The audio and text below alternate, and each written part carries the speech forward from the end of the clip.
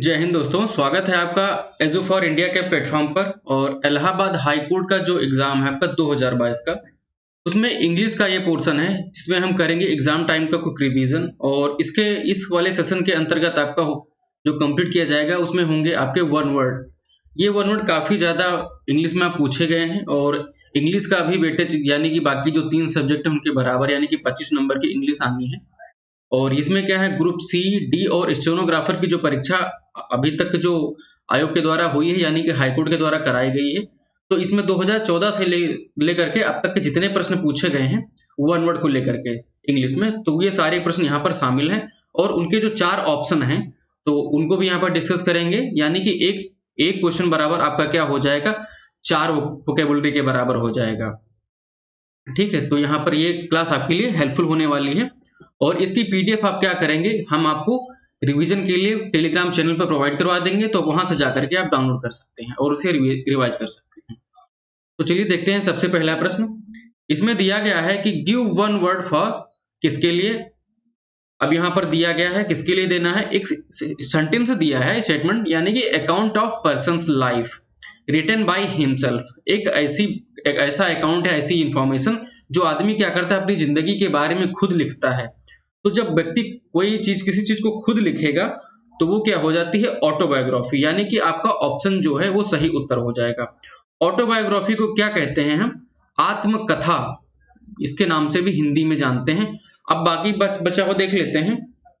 जो बायोग्राफी है, तो बायोग्राफी क्या होता है, इसको जीवनी एक शब्द में कह सकते हैं। जीवनी वो होती है जो किसी के जीवन के बारे में कोई भी लिख दे, जैसे कोई भी लिख सके वो जीवनी हो जाएगी। लेकिन आत्मकथा कौन लिखता है, आदमी खुद लिखता है। यहाँ पर देखो कि हिमसेल्फ शब्द लिखा हुआ है, तो ये क्या हो गया, खुद हो गया। और ये प्रश्न आपका ग्रुप सी में पूछा जा चुका है। इसी तरीके से जो पेसिमिस्ट दिया गया है, तो पेसिमिस्ट का मतलब होता है जिस आदमी को कोई मतलब ही हर जगह उसको गलत दिखे, यानी कि पूरा जिंदगी में उसको निराशा दिखे, तो क्या हो जाता है, निराशावादी जो इंसान होता है, तो वो क्या होता है, पेसिमिस्ट होता है। ठीक है। ऑप्टिमिस्ट क्या होता है, जिसको मतलब हर जगह आशा दिखे, तो जब हर जगह जिसको आशा दिखेगी उसको कहा जाएगा आशावादी। तो ये हो जाते हैं आपके यहाँ पर 4 विकल्प, और चारों के क्या क्या उत्तर होंगे आपने यहाँ पर देख लिया। बाकी चलते हैं आगे, देखते हैं। इस प्रश्न में दिया गया है कि गिव वन वर्ड फॉर, किसके लिए। एक यहाँ पर लाइन दी गई है कि पर्सन हु नोज और कैन स्पीक मेनी लैंग्वेज। एक आदमी है जो क्या करता है, जानता है या फिर बोल सकता है क्या, मेनी लैंग्वेज, कई सारी भाषाओं को बोल सकता है। ये भी आपका पूछा गया प्रश्न है इलाहाबाद के द्वारा। अब इसमें 4 जो दिए गए हैं उनको देख लेते हैं कौन कौन होंगे। तो इसमें जो आपका सही उत्तर होगा इस प्रश्न के लिए वो होगा पॉलीग्लॉट। पॉलीग्लॉट का मतलब होता है बहुभाषी, बहुभाषी होगा इसका सही उत्तर। अब पॉली का मतलब ही हो जाता है मेनी। यहां पर अगर हम एक चीज यहां पर लिखते हैं, एक रूट वर्ड हो जाएगा POLY। पॉली का मतलब होता है मेनी। मेनी का मतलब कह सकते हैं कई जो होंगे, कई सारे, एक से ज्यादा, तो यहाँ पर पॉली हो जाता है। तो बहुत सारी जो भाषाएं बोलेगा पॉलीग्लॉट होगा। और पॉलीगैमी, गैमी का मतलब होता है शादी से मतलब होता है। और यहाँ पर जो हो जाएगा इसका मतलब वो हो जाएगा बहुविवाह वाला जो शब्द होगा वो होगा। ये बहुविवाह किसके लिए है कि एक ही समय पर कोई व्यक्ति जो पुरुष होगा एक से अधिक जो पत्नियों से शादी कर रखेगा, उनसे शादी करेगा।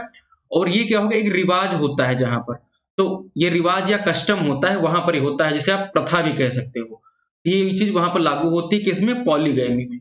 अगर पॉलीएंड्री की बात करें, यहां पर क्या हो जाता है, इसको एक शब्द में अगर फिर हिंदी में कहें तो उसको कहेंगे बहुपतित्व। बहुपतित्व का मतलब होता है एक ऐसी स्त्री जिसके क्या हों, कई सारे पुरुष मतलब पति हों, कई क्या हों, पति हों एक साथ में, तो वो पॉलीएंड्री होता है। ये क्या होती, ये अवस्था नहीं या एक प्रथा होती, जहां जहां होता है, कस्टम होता है, वहां पर ये पॉलीएंड्री होता है। अब आगे देखते हैं यहाँ पर पोर्टेबल के बारे में। पोर्टेबल का मतलब होता है पीने योग्य, कोई चीज पीने योग्य है। ठीक है, वो पानी हो जाएगा, जैसे पोर्टेबल वाटर। यहाँ पर जब कोई योजना चलती है तो वहां पर पोर्टेबल वाटर क्या करते हैं, प्रोवाइड कराने की बात कही जाती है, यानी कि पीने योग्य क्या हो सकता है, पानी हो सकता है। तो इस तरीके से फिर देखते हैं अगला प्रश्न।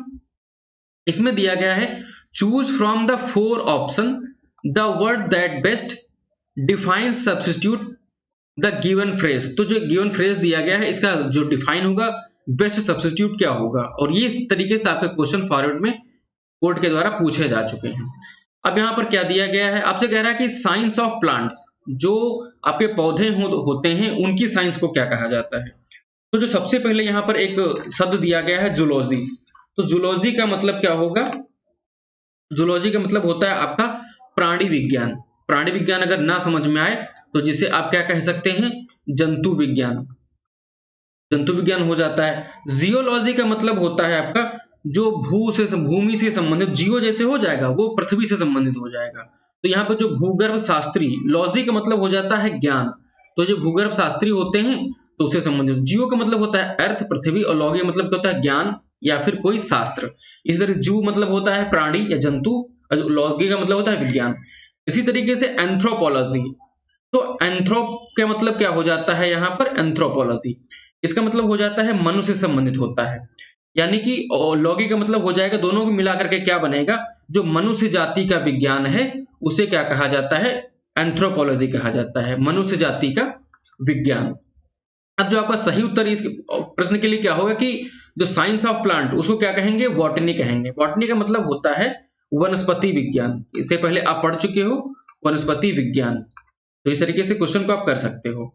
आगे देखते हैं, अगला प्रश्न दिया है कि choose the word which means the same as a group of word given. तो इस तरीके से प्रश्न आपसे पूछे जाते हैं लेकिन मतलब सबका एक ही होता है। तो जैसा कि आप एग्जाम में पूछा गया वैसा हम आपको यहाँ पर बताने की कोशिश कर रहे हैं। ये भी प्रश्न आपका ग्रुप सी में आया था।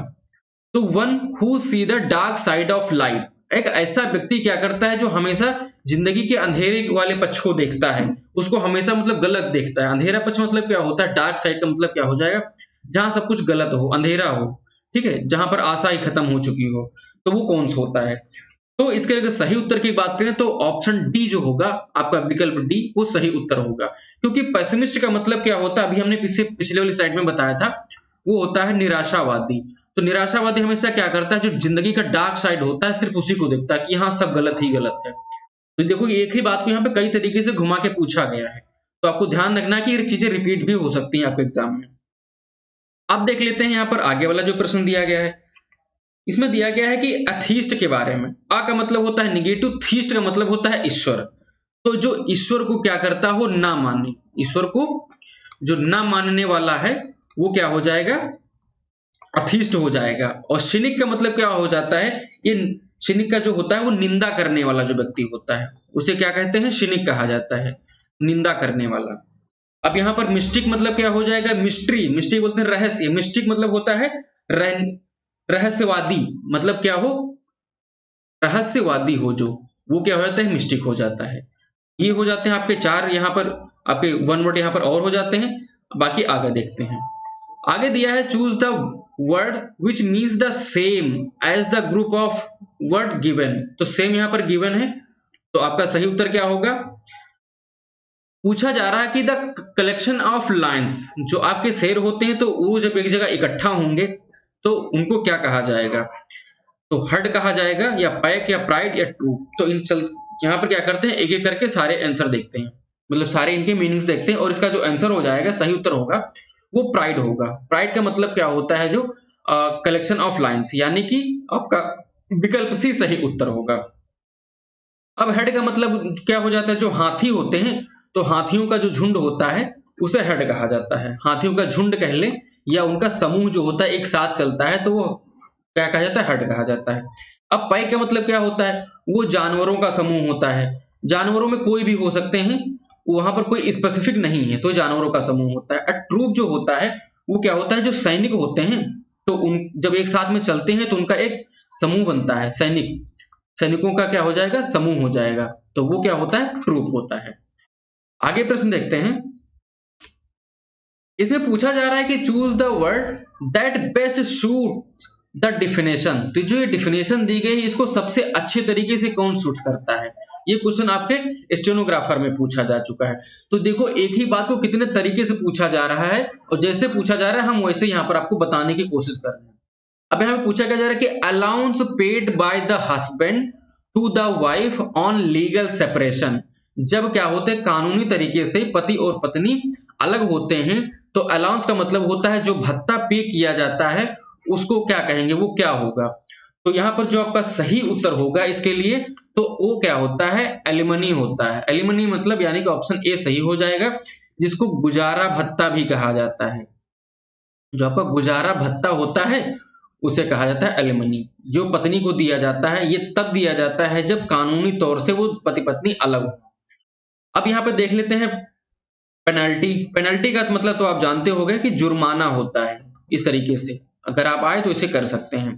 कंपनसेशन का मतलब होता है कोई हम मुआवजा दे रहे हैं, मुआवजा दे रहे हैं, कुछ गलत हो गया या भरपाई किसी की कर रहे हैं तो मुआवजा हो जाता है, या फिर उसे कह सकते हैं हर्जाना, तो ये हो जाता है कंपनसेशन। सपोर्ट का मतलब आप जानते हो सहयोग होता है, और इसका एक और अगर मीनिंग जान लेते हैं इसका सिनोनिम, तो क्या हो जाएगा, सस्टेनेंस हो जाएगा।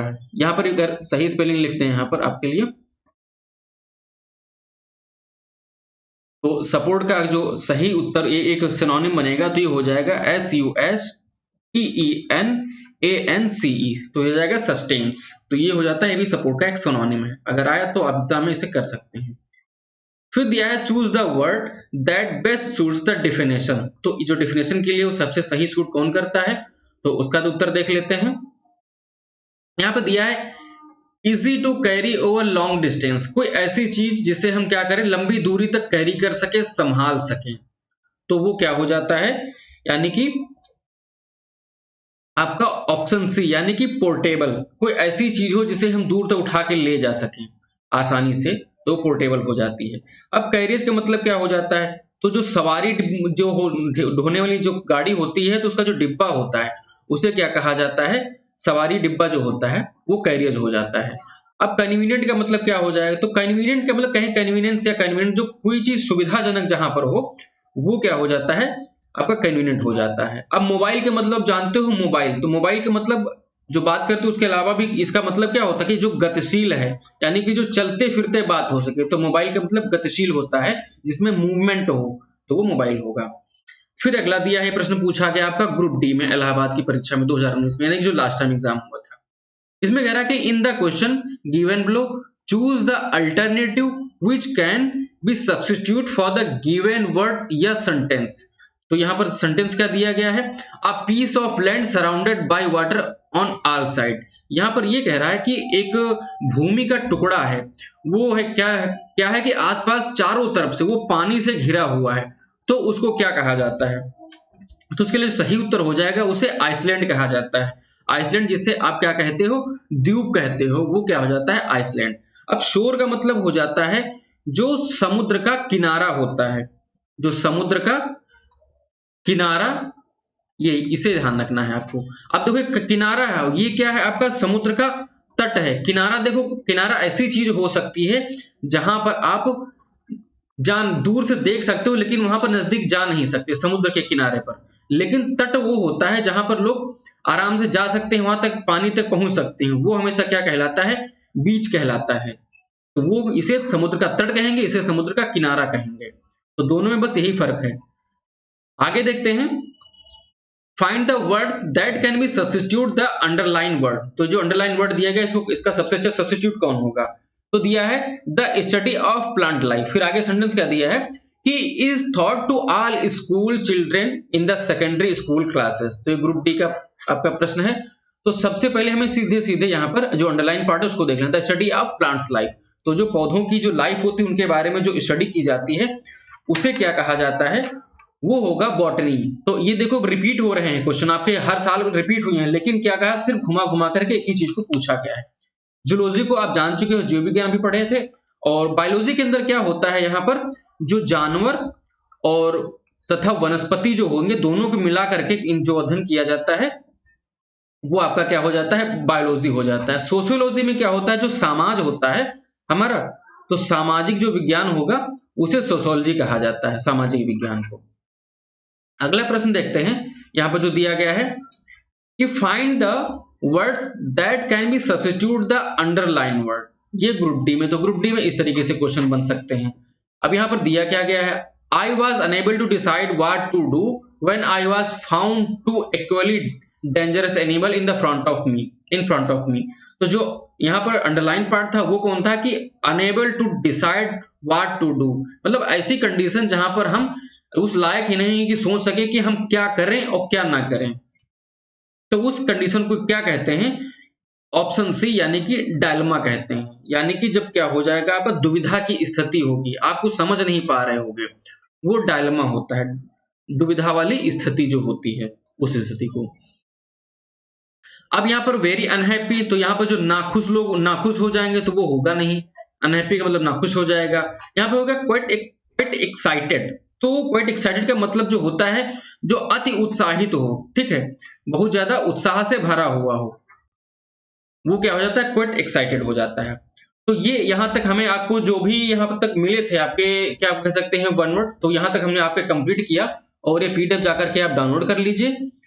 इसके आगे क्या करेंगे, आपका सिनोनिम मिलेगा, फिर एंटोनिम मिलेगा आपका आगे वाली क्लास में, फिर आपका जो स्पेलिंग जो करेक्शन है वो मिल जाएंगे, सारे जितने प्रीवियस से पूछे जा चुके हैं। उसके बाद में हम क्या करेंगे, इनका कंपाइल करके एक साथ में मिक्स करके प्रैक्टिस आपको करवा देंगे।